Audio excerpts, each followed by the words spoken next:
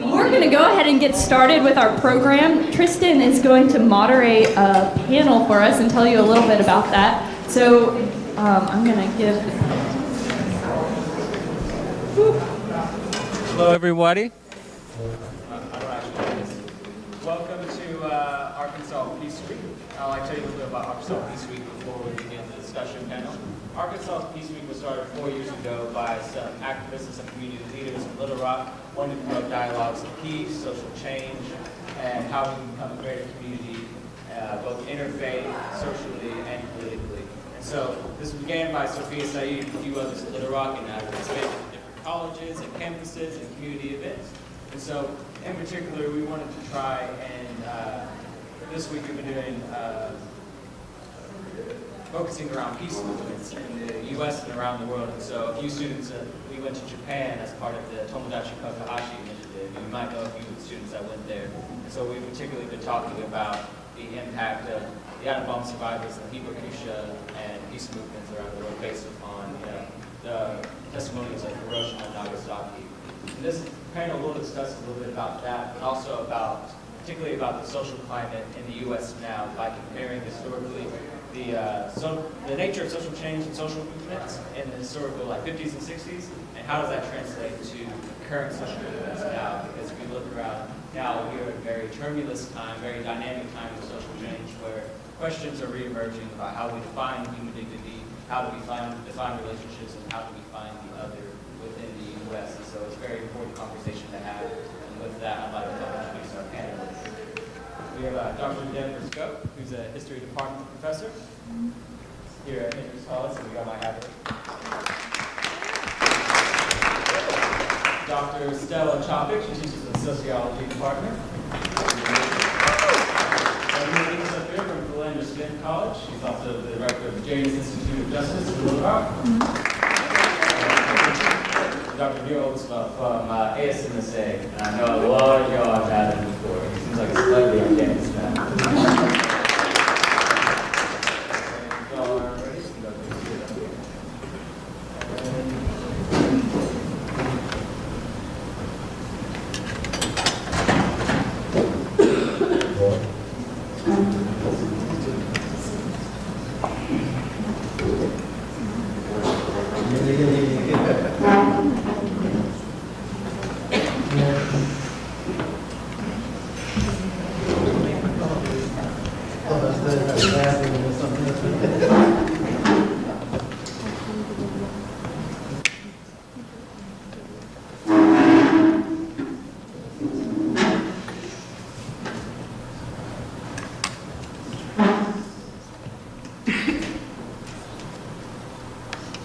Excellent. Thank you all so much for being out here tonight. Some of you all have driven very far to come to this discussion panel. I just want to let you know how thankful we are to have y'all and have y'all's opinions and have different views of viewing social change in the U.S. here today.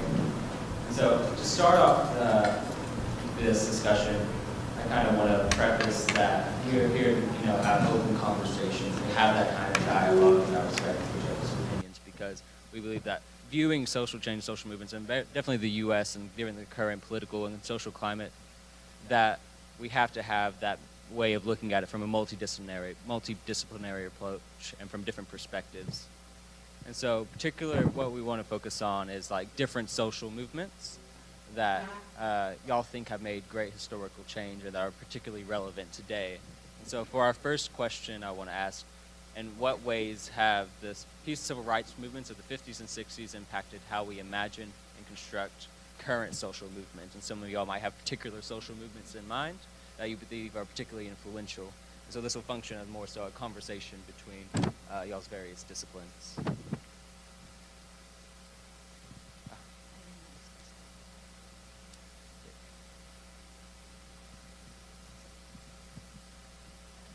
Oh, okay.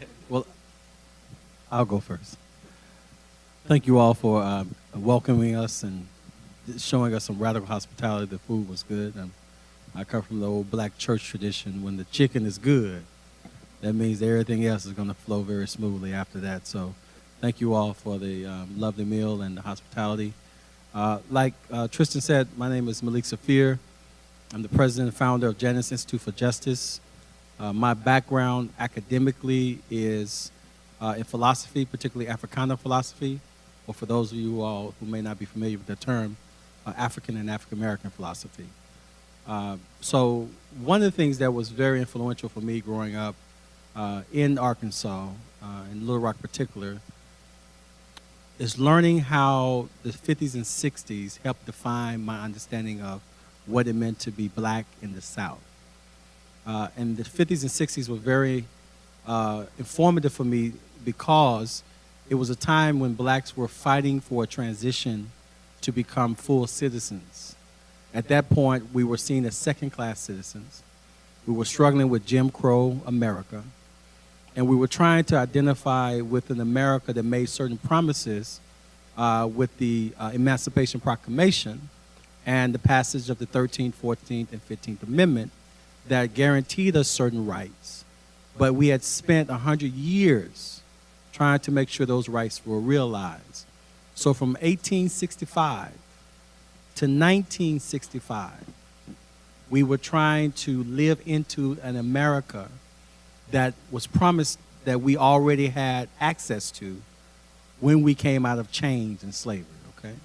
So the 1950s and 60s for me was a pivotal point when we began to realize that if we were going to make America the America that was promised to us, we needed to fight for it. And we needed to fight for it in a way that was demonstrative of how all other groups throughout the world and throughout the South should be fighting with us and for us. So and just to give kind of a touchstone for where and how I enter the conversation, there was one person, two persons that were instrumental in my understanding of what it meant to be black in America, particularly what it meant to be black in the South, and that is Malcolm X. Anybody heard of Malcolm X? Maybe. I thought y'all might have heard his name. Another person was Fred Hampton. Anybody heard Fred Hampton? Okay.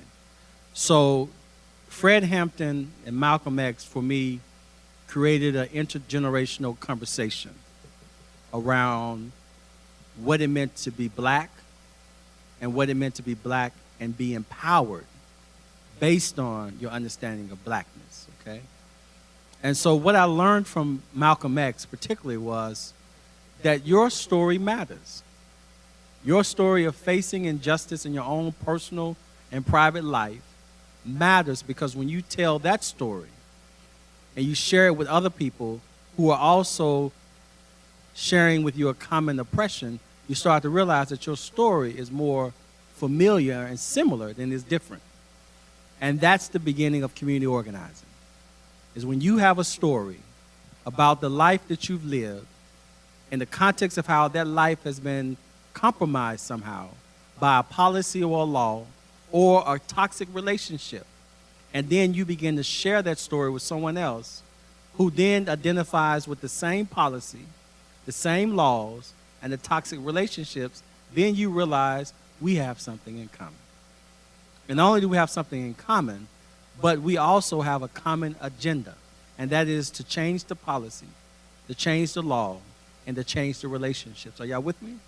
And so this was my beginning to understanding through Malcolm how he was so successful in raising up a young population of black Americans who understood that their parents and grandparents and their great-grandparents had came out of a slave system and had been introduced to a Jim Crow system and had still been denied access to the American dream. And as a way of mobilizing them, he began to share his story of his adolescent, his youth, his adult life. And all of a sudden, these young black men and women of his era began to realize we all got something in common. But Malcolm would say, we have a common enemy. And so we have a common problem, but we have a common enemy who created the problem. So let's organize around that. The other person that was influential was Fred Hampton. Fred Hampton was instrumental for me because he was a part of the Black Power movement, where this generation, influenced by Malcolm X, realized that the current vanguard of the civil rights movement was not successful in achieving what they sought out to achieve through the passage of legislation. And so Fred Hampton, being a part of this new movement, this new wind that had now blown through the black community, he began to catch that wind. And when he caught it in the spirit of Malcolm X, but he also caught it in the spirit of internationalization. That meant that he understood that if this fight was going to be fought successfully, he needed to help mobilize people that were not black. Here's we get into now how I see the movement as being relevant in the 50s and 60s and now. Because Fred Hampton was organizing poor whites, poor Hispanics, poor Asians, and poor blacks. He was creating the first, what Jesse Jackson borrowed later, Rainbow Coalition, where you had people in the hills of Kentucky, Tennessee, saying, I don't know who you support, but I support Fred Hampton, right? And what he's talking about. And may have never known this man, a black man, had not he had the spirit of Malcolm X to realize that if we all have a common problem and we have a common enemy, then we can organize together and work together across race, class, and ethnicity. Are y'all with me? And so Fred Hampton now becomes my inspiration to say, if we're going to fight this fight, we have to identify that we can do more together than we can divided. And we can do more as one unit fighting a machine that is greater than us than several mini units fighting it separately. So this brings me to why they are relevant then and now. Because my other influence is Tupac Shakur. Anybody know Tupac Shakur? Hail Mary. I'm sorry, it's church. Hail Mary. So Tupac was influential because Tupac's mother was a part of the Black Power movement. She was a contemporary of Fred Hampton. And Tupac represents the generation that I grew up with, because Tupac and I are only 2 years apart. That we grew up in a generation where the Black Power movement had been annihilated in some respect. It had been suppressed by the FBI, CIA, and the United States Department of Justice. It had been crushed because what it was about to do was a threat to American security, American way of life. And so it was destroyed intentionally. But what it bore into Tupac's consciousness was that unless we regain our fight and reestablish ourselves as a new generation of young people fighting the same fight that our ancestors fought, then we will be crushed as well. Okay? So this is how Tupac comes into the conversation. But Tupac has a certain dilemma that most people in our generation had. And that is, what do you do now that you have access to certain privileges and opportunities that was afforded to your generation that was not given to your parents' generation? And what do you do now in the way of responsibility to now take these access points to Hendrix College or to Stanford or Yale or Princeton or Vanderbilt or Duke or wherever you're going, right? And now... Don't go to Duke. Don't go... What? Where when you go to these places, how do you now utilize this education and promote change? How do you utilize this new job to promote change? How do you utilize this new relationship, new network to promote change? And then I begin to realize Tupac had a point. So that's how I connect the movement from 1950s to 2018. Sorry.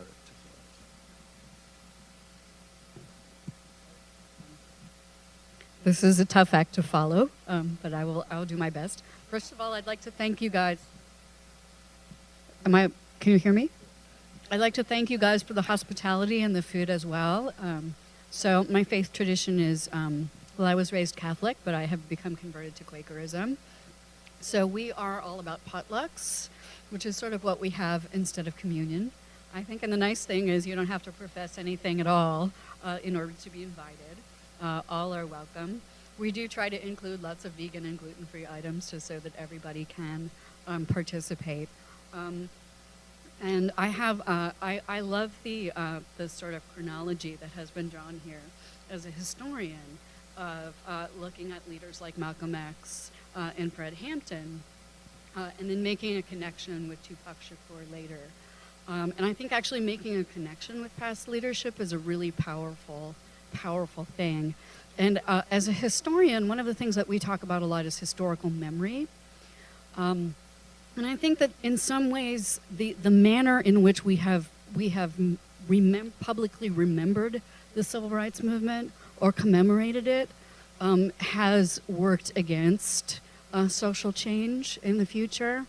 And what I'm specifically talking about is this sort of notion that the civil rights movement is somehow over, right? That the past is dead, that it's something to be honored and respected, but that it's something that's been taken care of, that's actually, that doesn't need to, a battle that no longer needs to be fought.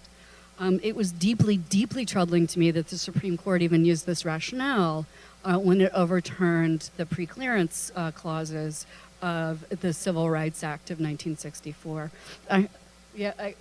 Voting Rights Act, Civil Rights Act. This is one of the most shocking events to me of my adult life, right? That something that had seemed so settled and that seemed like an absolute right of citizenship is in fact under question, right? And in some ways our wrong historical memories of civil rights have worked against us in continuing the struggle. I think in some ways our memories of Dr. King have also worked against us. And while I mean, as a Quaker, we absolutely revere the nonviolent direct action of Dr. King and of Gandhi. And this is a wonderful thing, and we struggle with trying to hold ourselves to that standard, right? Because this is, nonviolence is a part of how we are hoping to interact in the world. But when we revere people like Dr. King, we are in some ways rendering them toothless, right? We are saying this person was wonderful and he is now harmless and dead, right? And there's no controversy, right, to be had by discussing his life. I think this is profoundly disrespectful to Dr. King's actual work, and it's a real disservice to trying to have a movement now. So if we remember that along with Malcolm X and Fred Hampton, that Dr. King actually was a radical, often embraced that term, right? And in fact was willing to speak out in deeply unpopular ways, like criticizing the Vietnam War, like spearheading the Poor People's Campaign of 1968, right? That if we remember Dr. King as a radical, right? This is, I think, a more powerful way to bring his legacy up into the present. And I don't want to preach for too long, but I do want to, as a Quaker and a historian, I really need to put in a plug for love, actually, as a powerful historical force. And in some ways, my discipline, it's really easy to get depressed as a historian, right? There's a lot of bad news. People do many, many bad things, and probably most of the evidence that we see in our lives, right, as in our scholarly lives, probably most of it is really disappointing at best, right? People do lots of horrible and tragic things. I would argue, along with Dr. King, that the way you address hatred is with love, right? That is the most powerful force that you can use to overcome this ugliness, right? That throwing more invective, that more tweet storms, that more stamping of feet and temper tantrums are not productive in bringing about the results that we want. Now, I believe in the power of anger, right? And I think Dr. King and Malcolm X and Fred Hampton taught us that, right? That like the power of anger can push us to righteous change, right? But the power of love is really, it's the main thing no one's using at this point. And I was reminded in Quaker meeting on Sunday, that Quakers have written a lot about our current political situation and how troubling it is in many ways. And our first response is to look for that of God within Donald Trump. And y'all may disagree with that, and I hope you do, right? I think that could be productive. But as a Quaker, that's what my faith calls me to do. And I believe that that power is transformative. And I believe it has not been tried enough in human history. And that finding, Jane Addams said that the things that unite us are finer and better than the things that pull us apart. And I have to, as a historian, I might not always believe that. But as a human being, I can't live. I have no way to live my life without proceeding as though that were true.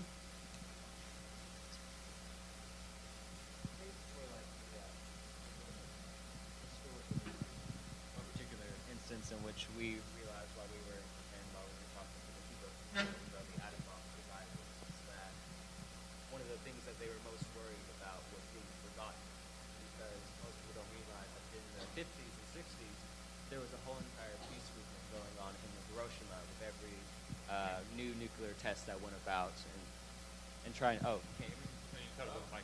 Sorry. I like to talk with my hands. So while we were in Japan, we got to meet an atom bomb survivor in Hibakusha, who were affected by the bombs and the after effects of that. And whenever Dr. Skoke was talking about historical memory, one thing we realized is that what the atom bomb survivors feared most was being forgotten. And it seems that in the times of great turmoil, great distress, we have a very short term memory, in fact, in how we connect things today, because we seem to forget that we still do have weapons of mass destruction. We do not tell the testimonials of atom bomb survivors or people that are affected, even deeply by the civil rights movement. We consider it a done deal, and we put it in our textbook. I remember in my U.S. history class at the end of the World War II, we had two lines. A bomb was dropped at Hiroshima, and a bomb was dropped at Nagasaki. And then we moved on to the Cold War.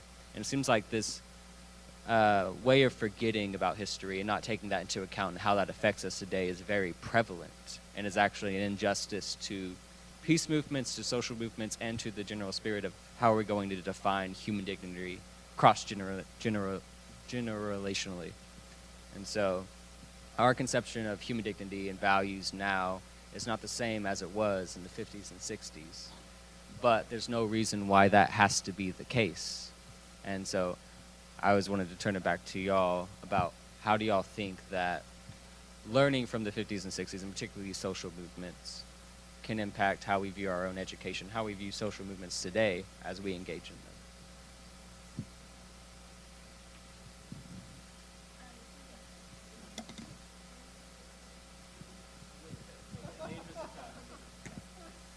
Yeah, one of the things that I find fascinating listening to Malik and Deb talk is, Deborah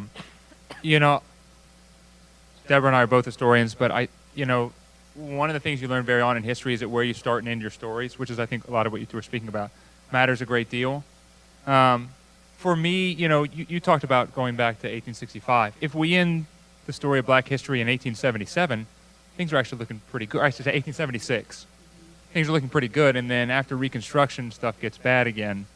Or if we go back to the Revolutionary War, hopefully these kids remember this. I mean, a lot of black Americans, I mean, there's not a United States, but black Americans, they're not fighting on the side of the Continentals. They're fighting on the British side because the British are promising them their freedom. But then after this turns out, it's not very good. They get shipped up to Canada, or they're shipped over to Africa. And so I guess it really depends on when we start in our stories. I might take a disagreement with you. I do think the civil rights movement as a movement, it is done, but that doesn't mean we can't do other things. It's fascinating, this interplay between Dr. King and Malcolm X, right? And certainly if you talk about a Pan-African idealism, Malcolm X is much more respected in Utah. In fact, if any of you, a really great book, John Lewis, you know who John Lewis is? Congressman from Georgia. He's one of this very famous photograph of Dr. King marching at Selma, and there are 7 men. We should point out that they're all men, by the way. That's worth mentioning in this. Not as a positive thing, by the way. But he's the only one left living. And he talks about being in Africa and speaking to African men there and they say to him, listen, if you're with Dr. King, nobody here's going to want to listen to you. You're going to want to talk about Malcolm X. But, it's actually Dr. King pushing on Kennedy and then Kennedy's legacy with Lyndon Johnson that gets the Civil Rights Act and the Voting Rights Act. I mean, by the way, Lyndon Johnson's one of the foulest human beings we've ever had in the Oval Office, and really an unadulterated racist in a lot of ways. But that's the man who helps push through the Civil Rights Act, and that's the man that helps put through the Voting Rights Act. I don't know, and they have been gutted. I'm from North Carolina. If you didn't know, in North Carolina, there's been really great disenfranchisement of blacks. This is going to sound like a bad movie, but I promise this is what happened. You can read up. In North Carolina, the legislature commissioned a study, and they basically asked, how are black people voting? And it turns out that black people like to vote early. They like to vote on Sundays, load everybody up in the church and then go vote. And they like to vote locally. And right after this happened, the legislature, they started limiting local voting. They cut down Sunday voting, and they closed polling places in predominantly black areas. And now when asked about this, they said, no, we're not trying to discriminate against black voters. That'd be very wrong. We're trying to discriminate against Democrats. No, but in the judge's words were, they said, targeted black voters with, quote, an almost surgical precision. Anyway, and so, yeah, there's still a movement. And by the way, speaking of Dr. King or Malcolm X, John Lewis spends a lot of time talking about spending time in jail. I haven't spent any time in jail. Maybe the stakes are higher for us. We can talk, and that's maybe a place we can go with the conversation. You started to say this, Tristan. The stakes are different now than they are then. Thank goodness there were not cameras in everybody's pocket when I was in college. I did a lot of really stupid things that are thankfully only in people's memories and not on the internet right now. But you folks, it's not like that. Anyway, sorry, I started rambling. Well, I have this on. Can you hear me? I have just a couple things to say, and it's hard to follow all of these acts because there's just so much to think about. But maybe one of the first things is learning in the course of my study of social movements and just paying attention that this idea about no justice, no peace is really true. And that makes everything both a peace movement and a social justice movement at some level.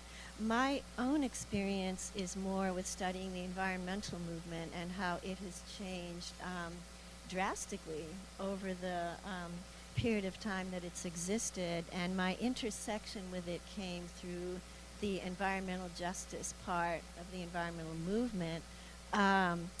When we reached a sort of interesting point of social criticism where people were saying, well, it's wonderful to talk about wilderness and, saving the forest, which I'm all for, every last bit of that. But noticing that the mainstream organizations that were pushing this agenda were pretty privileged, pretty white, pretty male, and had no idea of the kinds of environmental issues that existed, for example, in inner city areas, or just were kind of off the map of wilderness protection. And one of the things that really interested me is how it took a while for the environmental justice, as we call it, frame, to become more visible in the environmental movement. Because that frame, once you understand it, links the environmental movement to the civil rights movement and actually a lot of other social justice movements. But that wasn't evident in the beginning. It took a while for that big click to happen and for that connection to be made. But once it was made, the whole environmental movement changed. That probably became the most energized part of the environmental movement in the early 90s. The diversity within the movement changed. Bill Clinton was president when a lot of this was unfolding, and he's the one who created the, now I'm going to forget about it, the name of it, what presidents can do. Special, sorry. Executive order? Yeah, thank you so much. The executive order that said at least federal agencies should put environmental justice considerations first, and he created a national organization of leaders who were working on environmental justice who could come together and do that. But by the way, environmental justice activists created their own national and even international forum through the first environmental People of Color Environmental Justice Summit in Washington that then branched out in every single direction. And if you're in my social change class, which some of you maybe were, or maybe some other class where we looked at this, the language in the environmental justice document is so broad. It includes Mother Nature. It includes spirituality. It includes the U.S. military. It includes all kinds of issues of social justice, as well as love of the earth and understanding power. And having just sort of recently updated some of my thoughts about environmental justice, we keep coming back to that document because it was so powerful. And I remember one of the women I interviewed in Texarkana, Texas, where there was an environmental justice issue. Patsy Oliver was her name. And she got to go to that EJ Summit, and she told me that was the most beautiful, spiritual, wholesome experience I ever had in my life, because there are people there, for example, Native Americans, who she had never met, but who realized this is just like me, right? And then, of course, there's the critique of inequality, etc. So I've been really interested in how social movements change over time, how important it is to frame the issues such that people can realize, and not just realize in an informational kind of sense, but realize in their hearts that this is also about them. I'm also thinking about my social change class in another way, which is that one of the first things we talk about in the very first week of class is there's a huge tension in the movements that we studied, and those included the labor movement, agrarian movement, civil rights movement, community organizing movement, and more, a lot of transnational movements. But there's a serious tension between wanting to be involved in politics or writing off politics and saying, okay, that they're all the same, we're just going to do our own thing. And I think the lesson is you have to do both, absolutely, right? Work on the ground, but not assume that you can't change the politics and policy. I also want to say one more thing kind of quickly, because I have a longer list, but I know we don't have time. In that class, too, or if you're not in it, too, one of the things we also learned that Dr. Martin Luther King Jr. was a reluctant convert to nonviolence. It was a big job to persuade him that in the South you could use nonviolence and not be killed. And Alden Morris, who's a sociologist who's written a lot about the civil rights movement, documents that social learning process and how gradually that was accepted and became kind of the hallmark of the movement. And so as a sociologist, I'm of course interested in how this social learning goes on through networks and how movements change over time. And that's worth remembering, right? Because again, I guess to pick up on what our historians said, sometimes in retrospect these movements come to us sort of enclosed in a capsule of this is what it was and it's finished. And but first of all, they always leave behind unfinished business, and second of all, they're always about more than you get to read about, right? And we learn from that process as well. I could say more, but maybe I shouldn't because we want to leave time.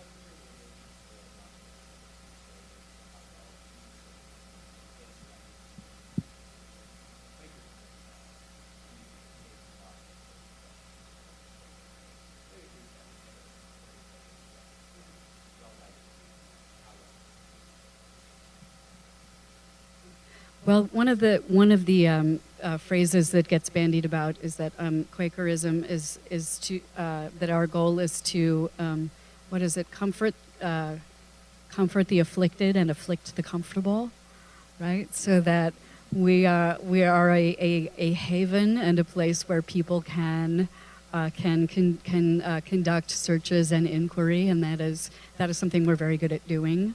But it's also a place where we need to approach our consciences and try and, in fact, actively engage in inquiries about whether or not we're living up to our ideals in our everyday lives. I have to say that I have found I have other Quakers around me have been very inspiring in terms of the actual work that they're doing. So we have, for instance, in our Quaker meeting is someone who's has been involved for many years in running something called the Alternatives to Violence Project. And this is John Coffin, who is, and this is a group of volunteers who visit people in prison and talk about nonviolent means of resolving conflict and nonviolent means of getting what you want. And I am in awe of these folks, I have to say, because I have not ventured out in that way in terms of activism. I have to confess that I've been leaning more on the comfort for the afflicted side of Quakerism, perhaps for a while. But one does develop this inherent sense of mission, right, or calling, and I do. Well, I don't want to take up too much time, but yeah. Are we over time? Oh, we're way over time. I'm sorry. Wow. Okay. Mhm.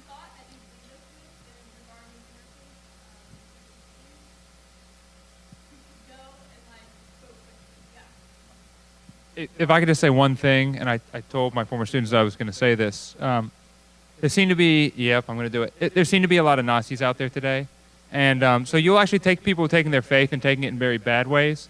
And for me as a person of faith, I don't want to let people who think that their faith calls them, especially I'm Christian, I don't think Jesus was about bigotry. And so whatever you think your faith is, whether it's an Abrahamic faith or whether it's an Eastern tradition or no faith at all, don't let people who have hate in their hearts and not love speak for you and people like you. So be a vocal counter to them. That's what I would say. Yes, and in my tradition, I come out of the Black Liberation Theology tradition with Dr. James Cone was one of the leading figures in that movement. He just recently passed. But in this tradition, Black Liberation Theology, where you're looking at Malcolm X or Martin Luther King, it basically says God sides with the oppressed, and God is a liberator. And so if you're following that God, you have to stand on the side of justice and not injustice. Amen. And I would just say, as a sociologist, I'm really interested in how dialogue can transform us, and also some direct action and organizing, but how dialogue can change us. So I'm so interested in what comes out of interfaith dialogues, partly because most spiritual traditions that I know of leave room for silence, and they also encourage breaking the silence when you've had a chance to spend some time with the silence and go a little deeper. And so I guess that's my message. That's a good combination. Excellent. Thank you all for coming out tonight and supporting Arkansas Peace Week. Let's have a round of applause for our panelists.